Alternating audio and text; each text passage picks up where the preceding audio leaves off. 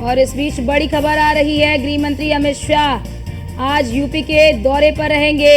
3 जिलों का दौरा करेंगे गृह मंत्री अमित शाह। बीजेपी और एनडीए प्रत्याशी के समर्थन में जनता से वोट की अपील करेंगे।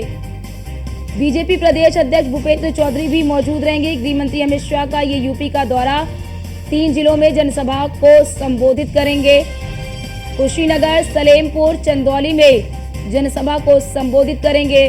बीजेपी और एनडीए प्रत्याशी के लिए जनता से वोट की अपील करेंगे और इस दौरान बीजेपी प्रदेश अध्यक्ष भूपेंद्र चौधरी भी मौजूद रहेंगे।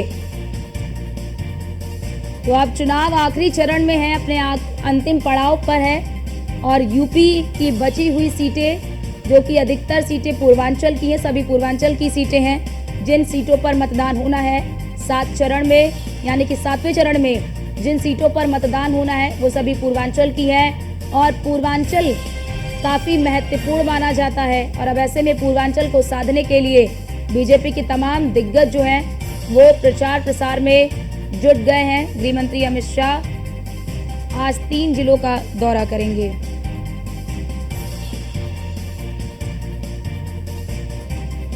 कुशीनगर, सलेमपुर, चंदौली में जनसभा को संबोधित करेंगे। बीजेपी और एनडीए प्रत्याशी के लिए जनता से वोट की अपील करेंगे और इस दौरान बीजेपी प्रदेश अध्यक्ष भूपेंद्र चौधरी भी उनके साथ मौजूद रहेंगे।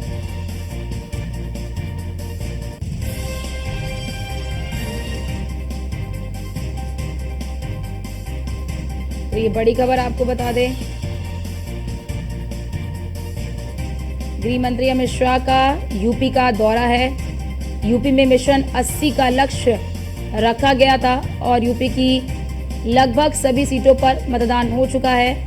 13 सीटें जहां पर 7वें चरण में मतदान होगा और ये सभी पूर्वांचल की सीटें हैं, जिसे साधने के लिए बीजेपी पूरी जोर आजमाइश लगा रही है।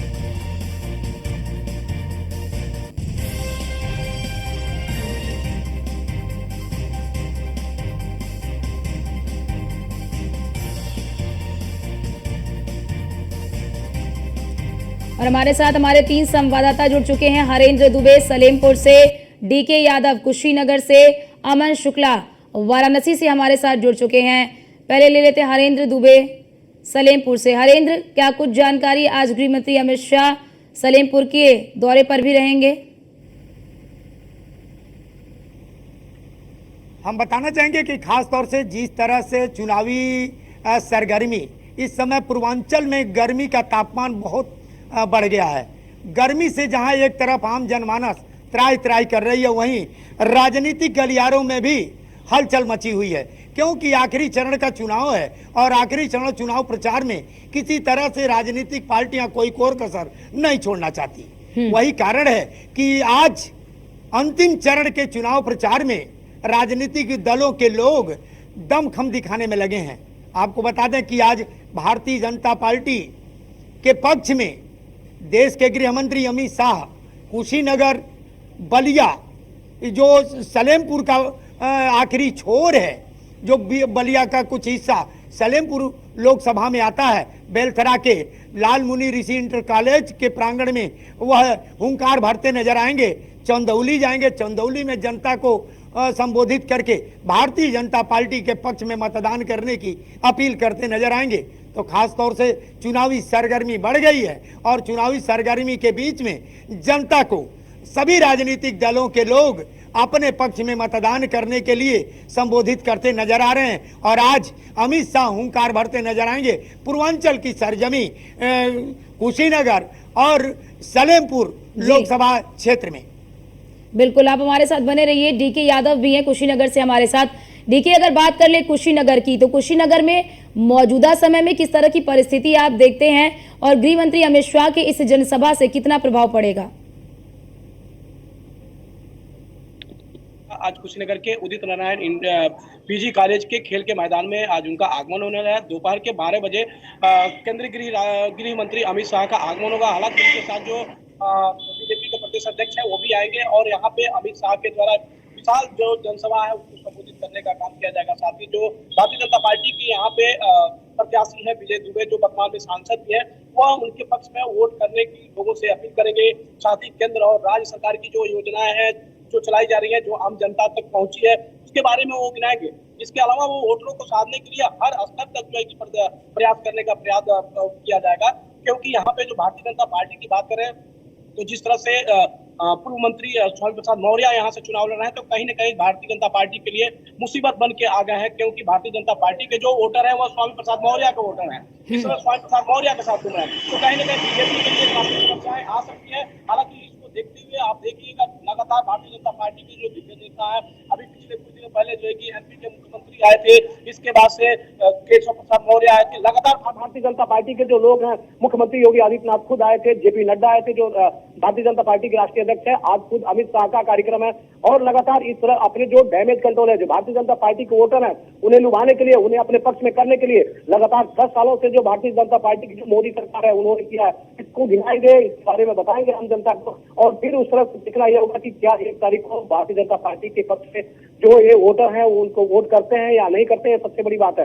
क्योंकि यहाँ पे जो गठबंधन प्रत्याशी है वो भी जो है कि लगातार लड़ रहे हैं, क्योंकि जो जाति समीकरण की अगर बात कर लें तो जाति समीकरण भी कुछ नगर में बिगड़ता हुआ दिखाई दे रहा है। क्योंकि इसके पहले जो 2019 में जो चुनाव हुआ था उसमें जाति समीकरण के हिसाब से भारतीय जनता पार्टी ने अपने यहाँ पे जो सांसद है उनकी विजय हासिल हुई थी, लेकिन इस बार जाति समीकरण कुछ नगर में कहीं ना कहीं बिगड़ता हुआ दिखाई दे रहा है। तो इसलिए भारतीय जनता पार्टी को लेकर कहीं ना कहीं एक तरह से देखा जाए तो खतरे की घंटी मंडरा रही है। हालांकि वोटर है, वोटरों के दिमाग में क्या होता है, लगातार जो भारतीय जनता पार्टी के लोग हैं कैंपेनिंग कर रहे हैं, और इसका कितना असर होता है वो तो 1 जून को जब मतदान होगा और 4 जून को जब मतगणना होगा तो उस समय पता चलेगा। हालांकि अगर विपक्ष की बात करें तो गठबंधन को लेकर भी, जैसे कल अखिलेश यादव आने वाले हैं, तो कहीं ना कहीं अखिलेश यादव भी अपने छाप को छोड़ेंगे, और देखना यह होगा कि अखिलेश यादव का कितना असर होता है, या फिर जो है कि लगातार जो मुख्यमंत्री योगी आदित्यनाथ आए और आज जो है कि खुद केंद्रीय गृह मंत्री अमित शाह आ रहे हैं, तो ये कितना असर देते हैं, कितना लोगों को जो है कि भागते हैं, लोगों के ऊपर कितना अपनी जो है कि योजनाओं के बारे में बताते हैं, या फिर जाति समीकरण के बारे में बताते हैं, या धर्म के बारे में बताते हैं, इसका कितना असर होता है ये तो अभी भविष्य के गर्त में है। जी आप हमारे साथ बने रहिए। अमन शुक्ला भी वाराणसी से हमारे साथ बने हुए हैं। अमन, बीते चुनाव को अगर हम देखते हैं तो प्रधानमंत्री नरेंद्र मोदी ने यहाँ पर सांसद के तौर पर 3 लाख से अधिक वोटों से जीत दर्ज की थी। इस बार क्या कुछ समीकरण आप देख रहे हैं? क्योंकि बीते दिनों हमने देखा कि किस तरह से प्रियंका गांधी और डिंपल यादव जब रोड शो कर रही थी तो एक भारी जन सैलाब रोड शो में भी देखने को मिला था। तो क्या लगता है कि इस बार कांग्रेस के प्रत्याशी का मार्जिन क्या थोड़ा बहुत बढ़ेगा? देखिए, बिल्कुल आप प्रियंका गांधी यहाँ पे जो रोड शो कहीं वहां पे ज्यादा 2 जाति यहाँ पे भारतीय जनता पार्टी में जिस तरीके से सारे जो समुदायों को है वो साथ में लेके चला जाता है, और कहीं ना कहीं डोर टू डोर कैंपेनिंग किया जाता है। यहाँ पे रोड शो में ये देखा गया था कि इंडी गठबंधन के जितने भी तमाम नेता थे वहां पे, और ये चीज विशेष देखा गया था कि अल्पसंख्यक और जी उस रोड शो में सबसे ज्यादा थे, और कहीं ना कहीं वहां पे भी जातिवाद देखा गया। तो कहीं ना कहीं अजय राय जो प्रत्याशी है काशी से लोकसभा चुनाव के, वो लगातार वो भी डोर टू डोर कैंपेनिंग कर रहे हैं। कांग्रेस के तमाम जो कार्यकर्ता है वो भी डोर टू डोर कैंपेनिंग कर रहे हैं। देखना यही बनता है कि 1 तारीख को क्या परसेंटेज रहता है। हाँ, हालांकि प्रधानमंत्री नरेंद्र मोदी का यह संसदीय क्षेत्र है और लगातार जी बिल्कुल अमन, ये संसदीय क्षेत्र है और लगातार इसके विकास पर पूरा ध्यान भी दिया जा रहा है, और जितने भी ड्रीम प्रोजेक्ट रखे गए थे इसके लिए उस ड्रीम प्रोजेक्ट को भी पूरा किया गया है। आप हमारे साथ बने रहिए। हरेंद्र, बात अगर सलेमपुर की कर ले तो सलेमपुर में जाति समीकरण यहाँ पर क्या कहते हैं? क्या चुनौतियां, क्या मजबूती बीजेपी के लिए और विपक्षी पार्टियों के लिए? देखिए, हम बताना चाहेंगे सलेमपुर की अगर जाति समीकरण की बात कर रहे हैं तो जातीय समीकरण को लेकर के जिस तरह से टिकट का बंटवारा हुआ है, खास तौर से वहाँ के जो पुराने सांसद सलेमपुर के कुशवाहा जी थे, कुशवाहा जी ने काफ़ी काम किया। खास तौर से उनका गोरखपुर से भी लगाव है और पूर्वांचल के अधिक लोग उनके बारे में जानते हैं। राजभर की संख्या अधिक है। राजभरों को साधने के लिए किसी तरह की कोताही भारतीय जनता पार्टी नहीं करना चाहती। भारतीय जनता पार्टी के लोग राजभर समाज को लेकर के ओम प्रकाश राजभर को उनके मतों को अपने तरफ करने के लिए अपने साथ रखा है। कितना उनका बीजेपी के साथ आना कारगर होगा यह तो 4 जून को ही पता चलेगा। फिलहाल सभी राजनीतिक दलों के लोग अपने अपने तरीके से मतदाताओं को अपने तरफ करने में लगे हुए हैं, अपने पक्ष में मतदान करने की अपील कर रहे हैं। हरेंद्र, यही आपको बता दें कि पूर्वांचल खास तौर से जी बोलिए हरेंद्र। पूर्वांचल में जिस तरह से इस समय भाजपा का जो कोर वोटर थे वह आज भाजपा के लिए घरों से निकल तो रहे हैं लेकिन लास्ट में निकल रहे हैं, क्योंकि जब बीजेपी के शीर्ष नेताओं का उनके बीच में आना और जो नाराजगी है उसे दूर करना बीजेपी के कार्यकर्ताओं के लिए जो पहले मुसीबत थी, आज शीर्ष नेतृत्व आ रहा है, उनको अपने साथ बैठा रहा है, नाराजगी दूर करके भारतीय जनता पार्टी के पक्ष में मतदान करने की और जनता से अपील करने की कवायद में जुटा हुआ है। खासतौर से पूर्वांचल का सलेमपुर ये आखिरी छोर है, क्योंकि उधर बिहार लग जाता है और बिहार के तटीय सटे होने के कारण जो है कि बिहार का भी प्रभावित होगा। आज अमित शाह अगर कुशीनगर और बलिया सलेमपुर के बलिया बेलथरा रोड में आज चुनावी जनसभा को संबोधित कर रहे हैं तो खास तौर से उसका इम्पैक्ट बिहार के पश्चिमी लोकसभा क्षेत्रों में भी देखने को मिलेगा। जी हरेंद्र, आज गृह मंत्री अमित शाह तो आ ही रहे हैं, इसी के साथ ही कौन से और भी नेता हैं बीजेपी के जो मंच साझा करते हुए नजर आएंगे? देखिए, जो अगर पूर्वांचल की गोरखपुर क्षेत्र की बात की जाए तो गोरखपुर परिक्षेत्र में आता है सलेमपुर, और गोरखपुर क्षेत्रीय अध्यक्ष सहजानंद राय हुए या स्थानीय विधायक हैं सहित तमाम ऐसे लोग मंच पर नजर आएंगे। प्रदेश के कई मंत्री भी नजर आएंगे, खासतौर से सलेमपुर की जो विधायिका और प्रदेश सरकार में मंत्री हैं वो भी उस मंच पर नजर आएंगे। और देखने वाली बात होगी कि कितना आज यह मंत्रिमंडल, आज यह भारतीय जनता पार्टी का शीर्ष नेतृत्व सलेमपुर की क्षेत्र की जनता को अपने पक्ष में समेटने में कारगर साबित होगा। ठीक है, और डीके यादव भी हैं कुशीनगर से हमारे साथ। डीके बात कुशीनगर की कर ले तो गृह मंत्री अमित शाह जब यहाँ पे जनसभा को संबोधित करेंगे तो जनसभा को संबोधित करने के बाद क्या कुछ बैठक भी करेंगे? क्योंकि गृह मंत्री अमित शाह जब भी किसी जिले का दौरा करते हैं तो वहां पर संगठन की किस प्रकार की मजबूती है, किस तरह से संगठन वहां पर काम कर रहा है, इसके बारे में भी जानकारी वो लेते हैं और एक बैठक जरूर करते हैं। जी देखिए, बिल्कुल जिस तरह से जो है कि केंद्रीय गृह मंत्री अमित शाह भारतीय जनता पार्टी के चाणक्य कहे जाते हैं, वह जिस जनपद में जाते हैं, जहां जाते हैं, वो अपने कार्यकर्ताओं के साथ किसी कार्यक्रम के पहले यानी तो कार्यक्रम के बाद अल्प समय के लिए जरूर रुकते हैं और वहां पे कुछ टिप्स जरूर दे जाते हैं। इसकी वजह से भारतीय जनता पार्टी लगातार, आप देखें होंगे, लगातार 10 सालों से 2 बार केंद्र में सरकार बना चुकी है और तीसरी बार जो है भारतीय जनता पार्टी जो केंद्र की सरकार बनाने के लिए लड़ रही है। और इसमें कहीं न कहीं जो भूमिका है वो अमित शाह का माना जाता है। अमित शाह जाते हैं और जहां भी जाते हैं वो अपने बड़े कार्यकर्ता हो या छोटे हो, सबको कुछ न कुछ टिप्स देके ही जाते हैं। लेकिन सबसे बड़ी बात यह है कि इस बार जिस तरह से वो कह रहे हैं कि मिशन 80 उनका है, 80 में 80 सीटें पूरे यूपी से लेके आएंगे, तो क्या इस पर देखिए कितना अमित शाह का असर हो रहा है, क्योंकि लगातार जो है कि वो कैंपेनिंग करते आ रहे हैं। और आज देखिए जिस तरह से आज काफी तरह के चुनाव के प्रचार के बस 2-3 दिन और ही बच गए हैं, तो इस तरह से ये पूर्वांचल की जो ये सीटें है भी महत्वपूर्ण मानी जाती हैं, क्योंकि यहाँ पे मुख्यमंत्री योगी आदित्यनाथ की एक गढ़ माना जाता है जो देवरिया कुशीनगर महाराजगंज हो गया।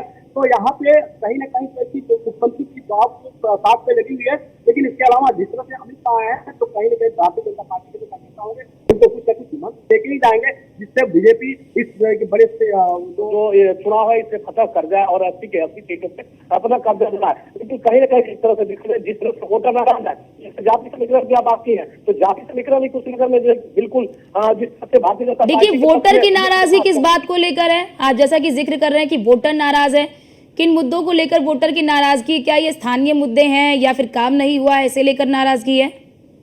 देखिए, वोटरों की अगर बात करें तो वोटर बिल्कुल जो है कि कुशीनगर के जो वोटर्स हैं वो इसलिए नाराज हैं क्योंकि यहाँ पे 2 बार जो सांसद रहे, लेकिन दोनों बार जो सांसद रहे केवल जो है कि केवल खाना पूर्ति नाम की ही चीज रह गई। कोई योजना जो सरकार की थी, कोई समस्या लेके जाता था उसको नहीं सुना जाता था। यहाँ लोग बस यही जानते थे कि हाँ योगी और मोदी के नाम पे हम लोगों ने वोट दिया है और इसलिए जो भी यहाँ सांसद बनाया तो बनाया। लेकिन कागज में आप बात करेंगे, ग्राउंड लेवल पे जाके देखेंगे तो जो है कि विकास के नाम पे, जैसे कि वोटरों का जो लोग वोटर हैं, यहाँ जो क्षेत्रीय लोग हैं, उनका आरोप है कि कुछ भी काम नहीं हुआ है। सरकार की जो जन कल्याणकारी योजना आई, लेकिन सांसद के द्वारा जो काम किया जाना चाहिए वो नहीं किया गया।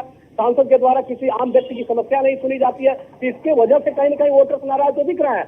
इसके बाद अगर बात करें तो जाति समीकरण इस बार कुशीनगर में बिगड़ता हुआ दिखाई दे रहा है, क्योंकि जो जैसे बिरादरी जाति समीकरण के लोग थे वो जो है कि कहीं न कहीं गठबंधन के प्रत्याशी या फिर जो है कि स्वामी प्रसाद मौर्य की तरफ भगते हुए नजर आ रहा है। तो इससे कहीं न कहीं भारतीय जनता पार्टी के पक्ष में जो वोटर पहले थे वो नहीं है, तो भारतीय जनता पार्टी के लिए खतरे की घंटी बढ़ाती हुई दिखाई दे रही है। अब देखना यह होगा कि भारतीय जनता पार्टी के जो भी दिग्गज आ रहे हैं वो क्या इस डैमेज को अपने कंट्रोल कर पाते हैं या नहीं कर पाते हैं, वोटरों को किस तरह से लुभा पाते हैं या नहीं लुभा पाते हैं, ये सबसे बड़ी बात है। लेकिन जिस तरह से भारतीय जनता पार्टी लगातार कैंपेनिंग कर रही है, लगातार जनसभाएं भारतीय जनता पार्टी को हो रही है, शायद दूसरी पार्टी की नहीं हो रही है। अगर एक आपको मैं बता दूं तो दूसरे जो विपक्षी दल है उनका जो कल एक जनसभा होने वाली है अखिलेश यादव की, लेकिन इसके पहले कोई जनसभा नहीं हुई। खाली लगातार जो है कि भारतीय जनता पार्टी अगर जनसभा कर रही है तो इसका भी कहीं न कहीं भारतीय जनता पार्टी के वोटरों को लुभाने के लिए या भारतीय जनता पार्टी को इसका लाभ कहीं न कहीं मिलेगा। लेकिन सबसे बड़ी बात है कि इस समय के गत में है, अभी कुछ कहा नहीं जा सकता है। जी ठीक है हरेंद्र, क्या इस तरह की स्थिति सलेमपुर में भी दिख रही है? जिस तरह से डीके ने बताया कि कुशीनगर में जनता के बीच में नाराजगी है मौजूदा सांसद को लेकर, क्या इस तरह की स्थिति यहाँ पर भी देखने को मिल रही है? सलेमपुर में भी जनता नाराज है? देखिए, सलेमपुर हो या पूर्वांचल के किसी भी लोकसभा सीट की बात हो, लोकसभा सदस्यों का जो चयन किया गया, प्रत्याशियों का चयन किया गया, प्रत्याशियों के चयन को लेकर के भारतीय जनता पार्टी के कार्यकर्ताओं में भी नाराजगी है। उसे नाराजगी को दूर करने के लिए भारतीय जनता पार्टी के पदाधिकारी, भारतीय जनता पार्टी के शीर्ष नेतृत्व ने कुछ हद तक कारगर कर लिया है, अपने पक्ष में कर लिया है। खास तौर से जैसे जैसे चुनाव नजदीक आ रहे हैं वैसे से भारतीय जनता पार्टी के शीर्ष नेतृत्व, भारतीय जनता पार्टी के पदाधिकारी जो जिले के, उनको अपने पक्ष में और अपने पार्टी के पक्ष में मतदान करने की, जनता से अपील करने की सलाह भी दे रहे हैं। जी अभी डीके ने जिस तरह से कहा कि जनता के अंदर नाराजगी है, जहां अच्छे काम होते हैं वहां थोड़ा बुरे भी काम होते हैं। हमें बार बार कह रहे हैं कि जहां 10 काम अच्छे होंगे वहां 1 काम बुरे भी होंगे। लोग उस बुराई को इग्नोर करके ही सभी को खुश करने की कवायद में भारतीय जनता पार्टी ही नहीं, सभी राजनीतिक दलों के लोग लगे हुए हैं। सभी राजनीतिक दलों में के प्रति जनता का कुछ न कुछ रुझाव देखने को मिला, कुछ न कुछ नाराजगी देखने को मिल रही है। खास तौर से जनता नाराज है। जनता नाराज इसलिए है कि जनता के बीच में 5 सालों तक सांसद नजर नहीं आए। बिल्कुल, सांसदों की नाराजगी, बिल्कुल सांसद जो हैं वो नदारद रहते हैं और उसके बाद 5 साल बाद फिर अचानक से वोट मांगने के लिए वो आते हैं। फिलहाल आप नजर बनाए रखिएगा, आपसे अपडेट लेते रहेंगे। फिलहाल के लिए बहुत बहुत शुक्रिया आपका, आप दोनों का हमारे साथ जुड़ने के लिए और तमाम जानकारी हमारे दर्शकों तक साझा करने के लिए।